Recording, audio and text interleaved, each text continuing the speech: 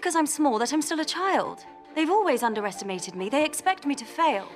They don't believe me capable of being queen.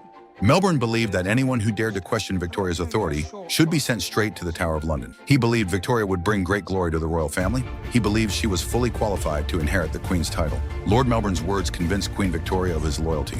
She changed her mind and appointed him as her private secretary. Melbourne did not betray her trust. When Parliament questioned her abilities because of her age, he immediately stood up for her. John, upon hearing the news, refused to give up. He wanted to regain control of Victoria. He attempted to plant his own spies among Victoria's ladies-in-waiting. He asked Flora, the Duchess's lady-in-waiting, to compile a list. But Victoria had already seen through his scheme. When Flora handed her the list, Victoria said she would consider it. Then she tossed the list aside. On Melbourne's advice, she selected several loyal attendants. Seeing Victoria slipping out of his control, John urged the Duchess to persuade Victoria to distance herself from Melbourne, arguing that Melbourne wanted to manipulate her emotionally. Victoria did not believe him. She warned her mother not to be blinded by love, but the Duchess ignored her. Victoria felt helpless. She knew that as long as John remained in the palace, her mother would never wake up, and her throne would never be secure. At the coronation ball that evening, Victoria learned from a lady-in-waiting that Flora might be pregnant with John's child. She decided to use this rumor to fight back. The next day, she told Melbourne about her plan. But Melbourne did not support her decision. He believed there were more subtle ways to remove John. He thought accusing John of fathering a child with Flora was reckless.